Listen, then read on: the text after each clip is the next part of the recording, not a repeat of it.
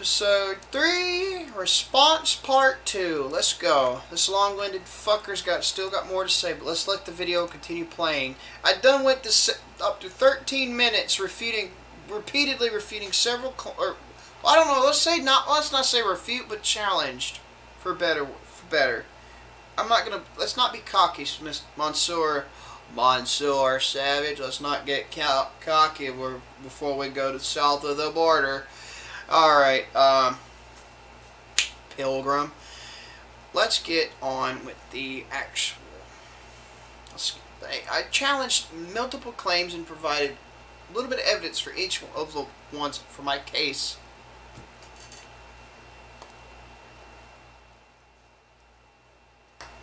Sorry.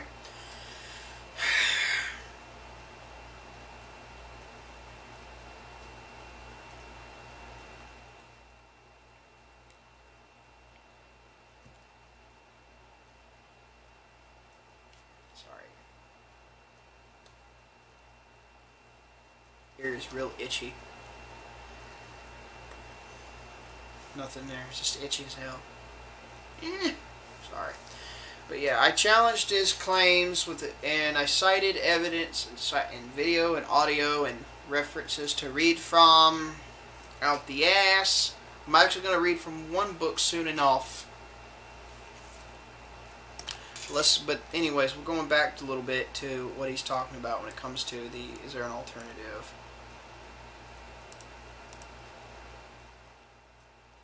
Century workers before taken for granted.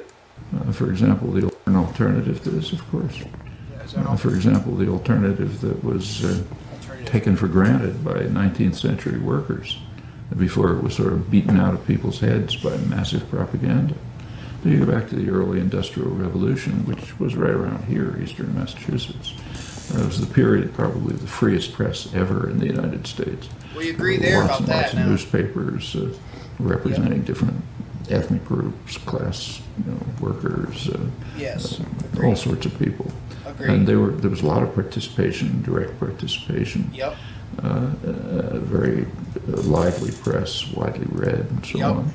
And if you look at the working class press, they were expressing the common view of working people. Yes, they did. Namely that those who work in the mills should own them and run them.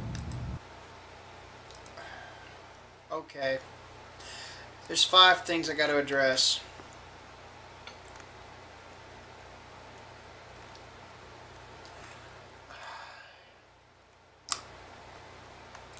The claim he made about 19th century workers almost achieving or taking massive advantage of this leftist concept isn't really true.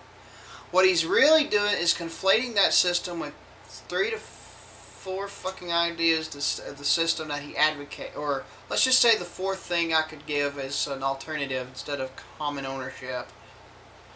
He's conflating that leftist system with 3 ideas.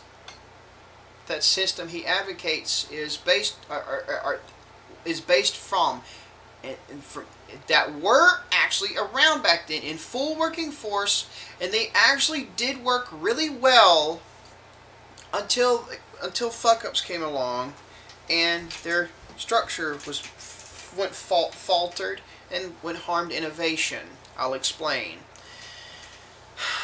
Voluntary syndicates, voluntary labor unions, and guilds worked as additives to a laissez-faire market system for a while, until the government and a certain number of corporate interests got together to try and either tear them apart or corporatize them. Modern unions, to go into the fuckery that they are, the current so-called unions are now, and how they become anti-competitive. There's several articles on Mises Institute, actually, by Thomas DiLorenzo. I don't know. Thomas DiLorenzo might have made one. I think he did. But there's so many articles about unions.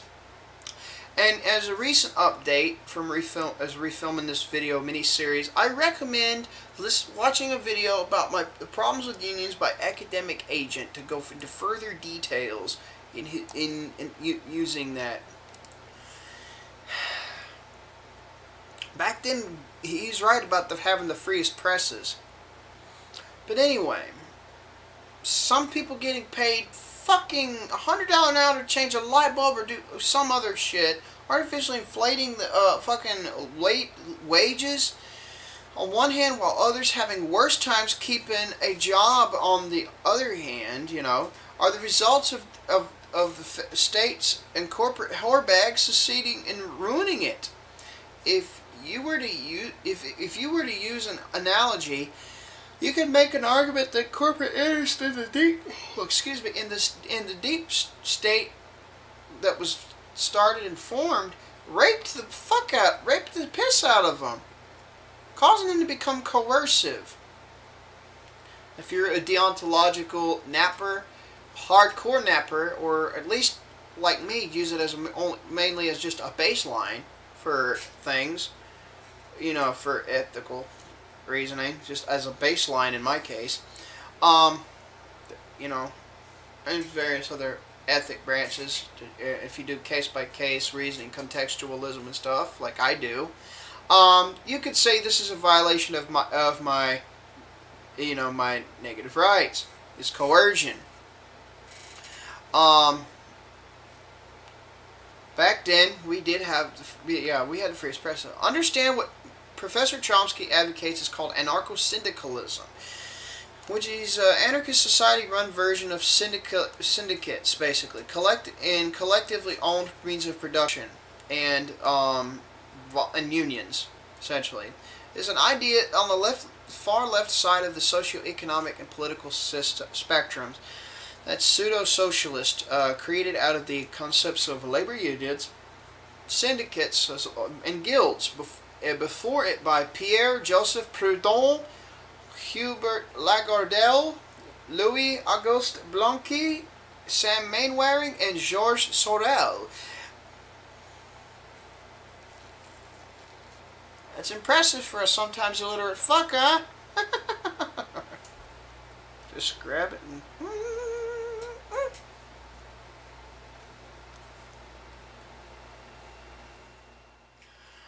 And which was in the late 1890s. It didn't even come in action, become an actual movement until the early 1900s. Such as the writings of Sammy Boy Mainwaring, or however it's said, that what did exist in the times that Chomsky is confusing with the system he advocates. He could be also confusing with the start of the system known as mutualism, which actually had a lot of the groundworks for syndicalism, but it's called the idea of thieves for a reason, though, that whole system. Fuck them. Yeah, that's very natural. If it's natural, if it's collectively private owned, if the situation allows it. And as I say, we've come close to that a number of times. Yeah, no. We've had union syndicates and collectively private-owned businesses, right and left, many times. As long as the market in certain areas allowed him, and if the labor unions were able to change or to turn from one form of union to something else, if competition beat that already outclassed that area of work the unions were based around, if they were made themselves change to keep themselves viable and work with the competition flow. Terrifying to private owners. Wrong again. They also held that wage labor is basically no different from chattel slavery. Oh boy, this bullshit. Again. Oh my god, water threatened to drown me. Gravity oppresses me.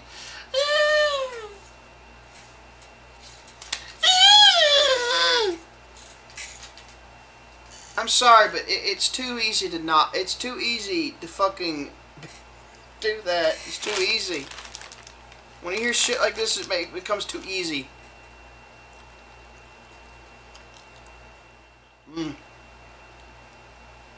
Also, wage labor is a voluntary system. It is the polar opposite of slavery. You don't have to use coercion and force to do that. There's no genuine coercion and no genuine use of force to do it. Why would it be slavery? What was it? Starvation? I'm sorry. That's just real life. That's not coercion either. That's just nature. We're not. What do you expect? A heaven to exist? See if there's one when you die, and come contact me. I'll get a Ouija board just for your fucking ass. I'm all open eyes and ears, bruh. Prunes. I hope I shit a geyser. I hope I make an ass geyser with these.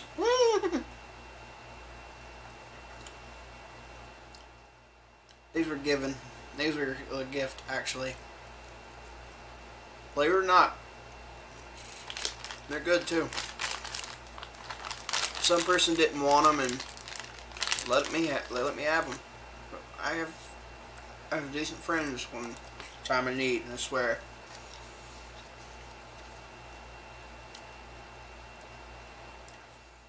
It's just life regardless of what system you use. You work and you do something to produce. You put input to make an output. It's just that simple. Hunter-gatherer cultures, early man was worked or starved. That's just nature. Nature cannot act because it's not a person. The things that happen are just products of it being there. It does not have the ability to initiate force or deception or threaten anything to necessarily which would be the criteria for coercion. It's not a person. It does not think. It does not choose like humans do. Anyone who makes that argument is not only delusional, but I question my autism diagnosis even more. If you're stranded in an abandoned desert, it's better to find a place which is the work effort, or starve. What laissez-faire Marcus did, which is the best capitalist model of all, because it's the most consistent to the definition in every aspect of said definition, and in theory and in practice. What laissez-faire did was give us reasons to work other than just keep off starvation and thirst or death. The reason starvation can happen more so now is because of dirty politician and little corporate fuckfaces getting in the way of certain, creating real, getting in the way of charitable, like if you had a ship send a bunch of fucking food we didn't need over to Africa, they would no longer be able to come back in the country. That kind of coercion stuff, leading to mass starvations, not because of capitalist production. We can combine the laissez-faire form of capitalist production with permaculture, modern sciences, decentralized, highly dispersed mass production to make all the food and biofuels, which is green tech we could ever need. But if that's not, but if we got the statist assholes mega statists out of the way, we could be able to donate and feed the hungry who can do, and then help them, teach them how to do for themselves for a price. They can pay back whenever they could or whenever they wanted to or whatever. Or not. It could be just entirely charity. We have that too. We have people that are capable of doing this. Proven it time and time again. It's got to take away incentive to want to be fuckheads. You got to take away incentive. Use their self-interest into your favor in an ethical manner without coercing. If that's not the case, another logical way to debunk this is using the first law of thermodynamics. Another logical argument to use will be under laissez-faire markets. You earn your money. You climb a hierarchical ladder. And by the way, you're never going to get a stateless, government, flat, non-hierarchical structure society. That's never going to happen. But if you can earn your money, and with the right economics available, the right situation, it don't take as much to climb the hierarchical ladder to whatever the top of whatever field you take interest in. You can learn better skills, better yourself, completely voluntary. Got that? If you don't like the employer, find somewhere else. Be quiet about it, and when you get the other employer and you get hired, you can give the other employer a, hey, fuck you, and go about your way. As long as you shut your mouth 2 seconds at least, or you can find a better employer for you first, then eventually start your own business after you've done it. You know, a huge sin according to leftist literature, which is accumulate capital. Another logical argument to prove wage slavery pejorative terminology wrong would be that no self-ownership is involved with slavery, but wage slavery under a free market, free competing markets, there is self-ownership, the ability to choose what you want to do, choose what you want, education you want to go for, what you want, etc., etc. When it comes to living places, even if it's low-income apartments or condos, you still have some degree of choice. Laissez-faire does not create inequity. Life does. Laissez-faire creates surplus value for the whole world. Poverty and suffering are just the default of reality. Well, again, how it's not coercion, it's just nature. Nature it just is. It's just there to just be. We just happen to come from it. It just happens to kind of sucks as a default, don't it?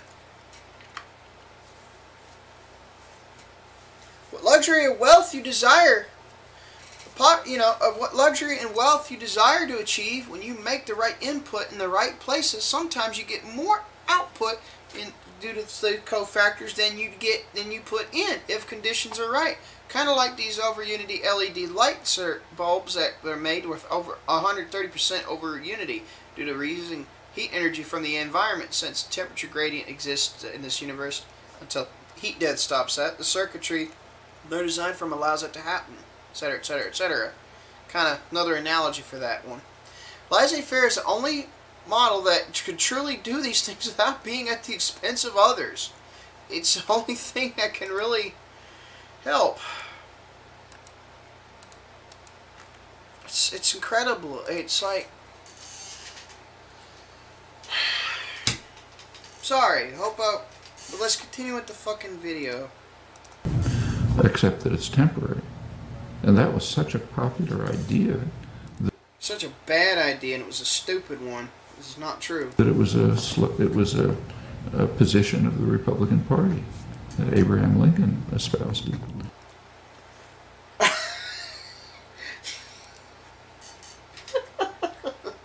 I would not be using Abraham Lincoln as an analogy, motherfucker.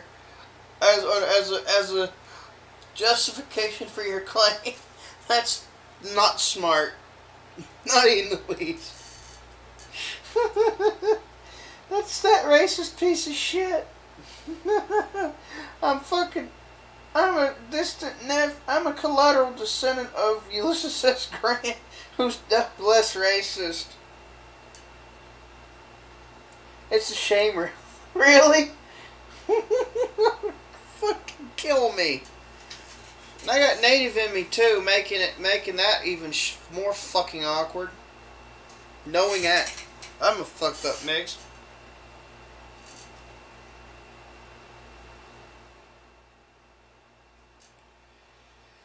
Oh,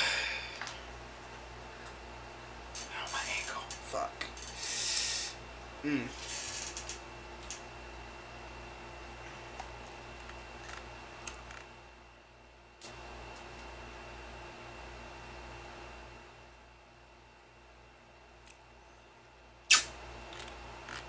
Good fucking God.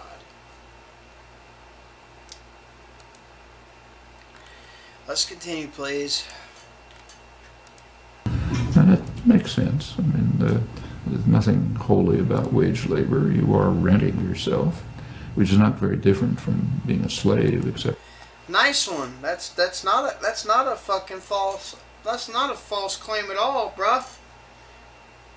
Saying voluntary choice and everything is slavery. That's a hell of a fucking flip-flop 180 double whammy super fister. Wow.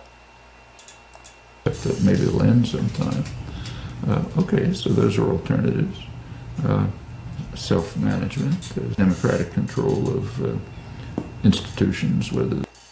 Democracies are shit because you can always don't because it's dangerous to underestimate the power of dumb people in large groups. George Carlin said that one. Guess who else talked about it extensively? The anarcho-capitalist paleo-conservative from Germany, Hans Hermann Hoppe.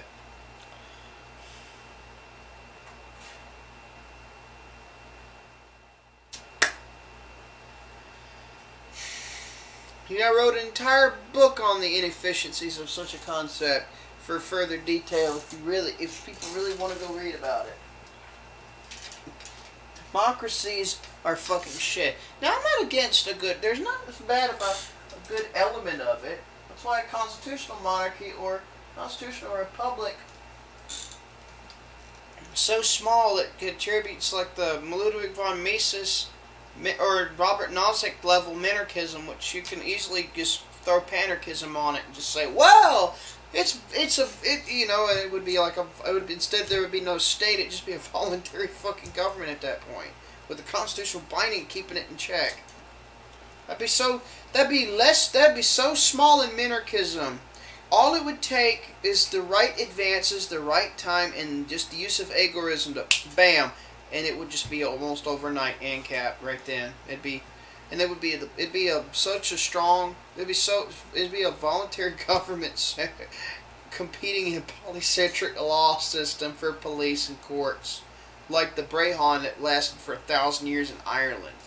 Now you could use that as an ANCAP claim, but you can also use it as to back your arguments if you're a free market panarchist or if you're a minarchist as well, because it can be used for all three.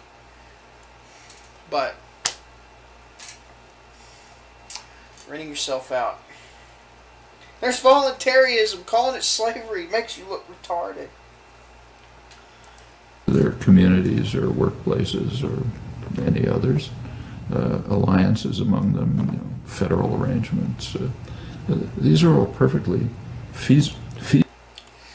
Feasible if it's collective private ownership of a means of production, if the situation is viable for it, and if liability, you can use either use a corporation entity system to levy liability off of others, or you can use contractual law, which would be the more old school method, but also more effective method. In fact, I would say it'd be more effective. It's less to fuck up, less to loophole. You could use it, and you got that. And if it works in your favor, you and a bunch of other buddies have the same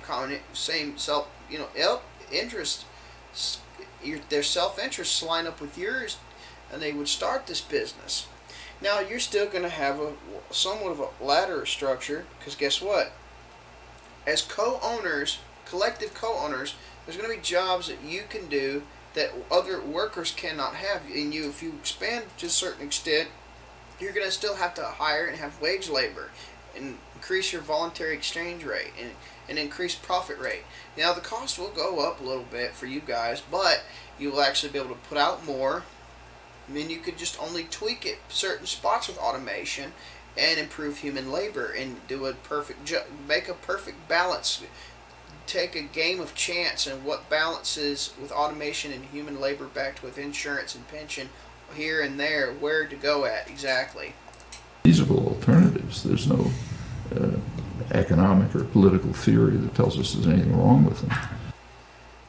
Except anything an honest to God fucking intellect, like a science, a soft science oriented economist, or a priori deductive reasoning based economist. Which I tend to draw arguments from both, and established logic, established economics and the law. It's going far back to old Adam Smith that this motherfucker likes to quote from too many fucking times.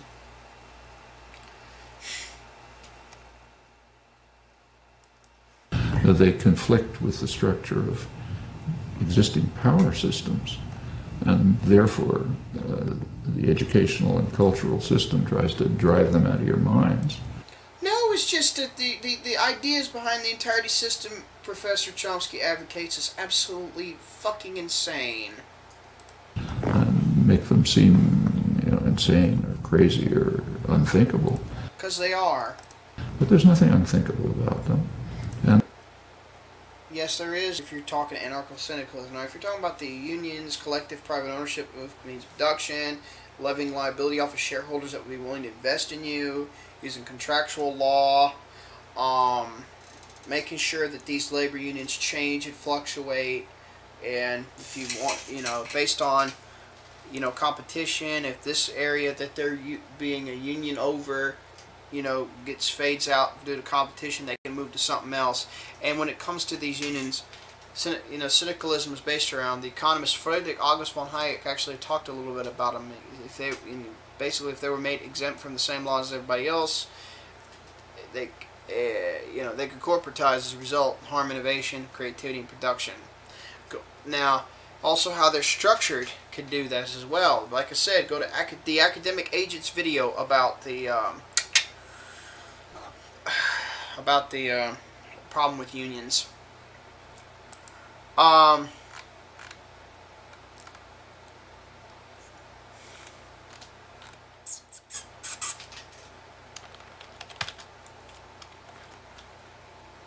Similar results.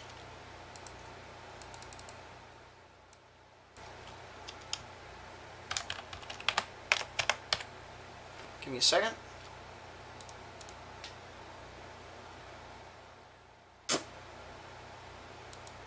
Let's see. Let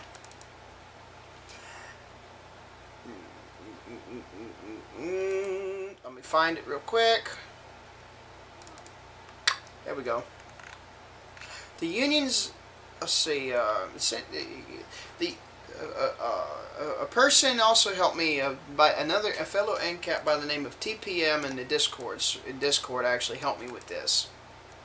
Thank you so much. Ah, you beautiful son of a bitch. Thank you for helping me with this one. Shout out to TPM for this one. For unions that syndicalism and anarcho-syndicalism are based around, it can be voluntary unions and worker guilds in a minarchist society, minarchist times panarchy type society, if you want to be that little, like Nozick and Mises minarchism time and constitutional founding fathers ideas times panarchy, essentially tiny, or anarcho-capitalist with laissez-faire economics and measures against corporatization control. Syndicalism is not needed at that point if it's structured properly, and if they change, like I was saying, they fluctuate and go to different areas of work and business interest. That's not outcome. Hopefully you know what I'm trying to say.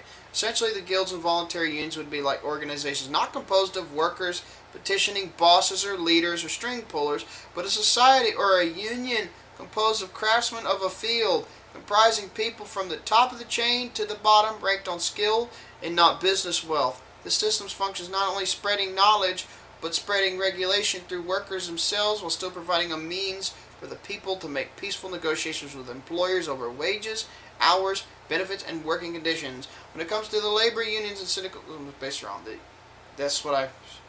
this is how it could be done. If they're made exempt from the same laws as everybody else, they can corporatize, and as a result, harm innovation, harm creativity, and hurt production, as well as become tools for dirty political taxes of the traditional right and left use all the time, such as misinformation, propaganda, circle jerking, asserting force. It's not at the defense of others' liberties, and fucking outright coercion.